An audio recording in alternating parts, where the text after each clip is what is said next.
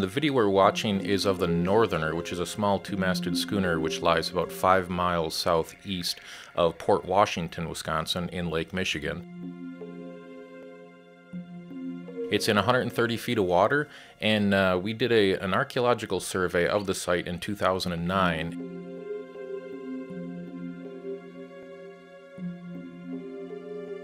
This video is actually of a preliminary assessment we did prior to the full-scale archaeological survey. We're just kind of looking over the conditions, identifying different structures, and kind of coming up with a game plan for the archaeological survey.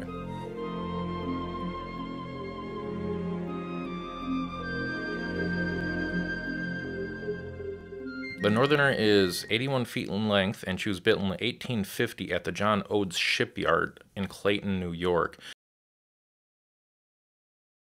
She spent most of her life carrying general merchandise on Lake Ontario between the Canadian and the American sides of the lake, and that was under the command of Captain Russell Disbrow from Ogdensburg, New York. It wasn't until 1863 that she was sold to owners in Chicago, and she came to Lake Michigan to work in the booming lumber industry that was burgeoning at the time. And she sailed on Lake Michigan until November 1868. She had been loading wood at a pier in Lake Michigan in Amsterdam, Wisconsin, and as she was loading, a storm came up and large waves began coming in, and she began pounding on the bottom as she was loading. So they hurried up, they finished loading her, got her out into the lake, but after she set sail, they realized that they had damaged the bottom of the hull from the pounding on the bottom, and she was actually taking on water. So they came into Port Washington, which was the nearest port to the south, and they unloaded their deck cargo to lighten the vessel, and they got the tug Cuyahoga to tow them down to Milwaukee for repairs. They got underway, but it wasn't too much later that the pumps weren't able to keep up with the water. She began flooding very quickly, and she capsized just southeast of Port Washington. All the crew got off the boat safely, and they got aboard the tug Cuyahoga, and the Cuyahoga turned around and came back into Port Washington. The storm grew and got bigger, and they weren't able to get back out to look for the vessel for a few days to try to salvage it.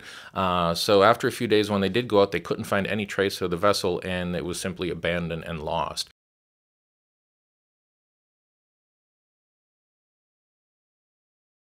And it wasn't until the early 1970s when recreational divers found the vessel in 130 feet of water sitting upright and began diving and removing some of the artifacts from her. At that time, and up until 1987, it was legal to remove artifacts from Great Lakes shipwrecks. So a lot of the portable and movable artifacts have been removed from the Northerner, but almost all of her structure is still there.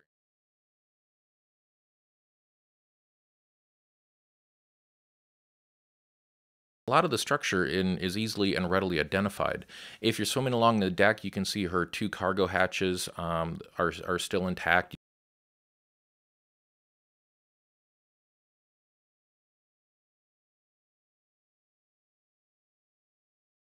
You can actually still see the lumber still stacked into the cargo hold. And as you're swimming from the bow towards the stern, just aft of the first cargo hatch, you'll see a single acting bilge pump that still protrudes from the deck.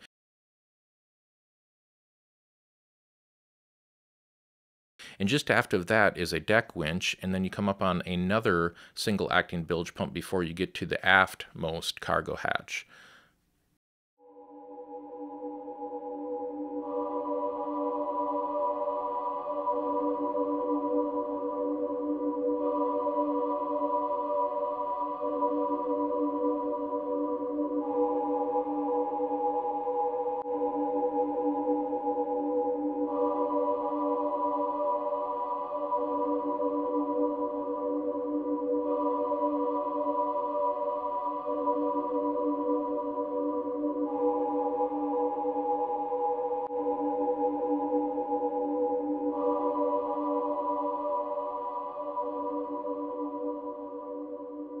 One of the very unique features of the Northerner is the bow knee and the billet head underneath the bowsprit. The bow knee is a support structure for the bowsprit, and the billet head is actually the ornate scroll work at the very tip.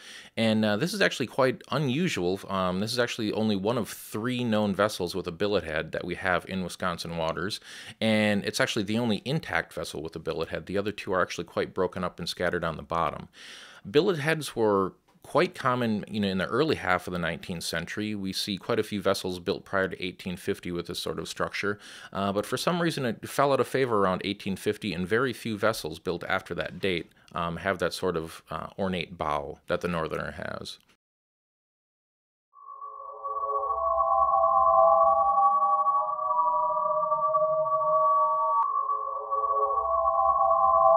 And on this dive, you'll notice the divers aren't blowing any bubbles. That's because these divers are on closed-circuit rebreathers. When you exhale, the bubbles don't go out into the water and float to the surface. It actually recycles the gas you breathe. It scrubs out the carbon dioxide and actually replaces that with oxygen. So it makes for a much smaller, lighter weight scuba apparatus. It's easier to dive. It's much more efficient. You don't have to carry as much gas. But we also do carry backups because anything that's complicated and has electronics, especially when you submerge it in 130 feet of water, can often fail. And we do prepare for that. And you'll see the 2 tanks underneath each arm of the diver. Those are actually open circuit bailout. That's there just for emergencies. If you do have a problem with your rebreather, you simply bail out to open circuit, you abort your dive, and ascend to the surface.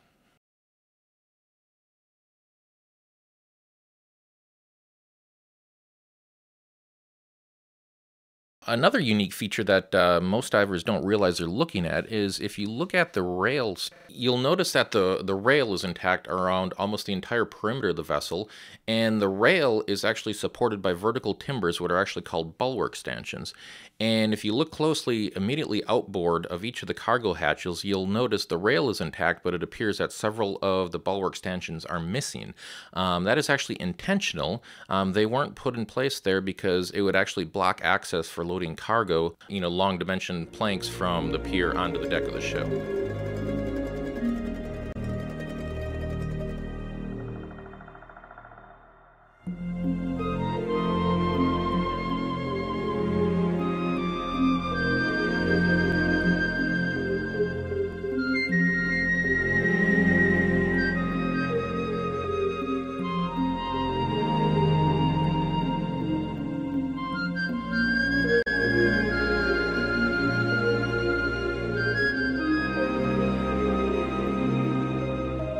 She still is a really great dive site and makes a fabulous dive.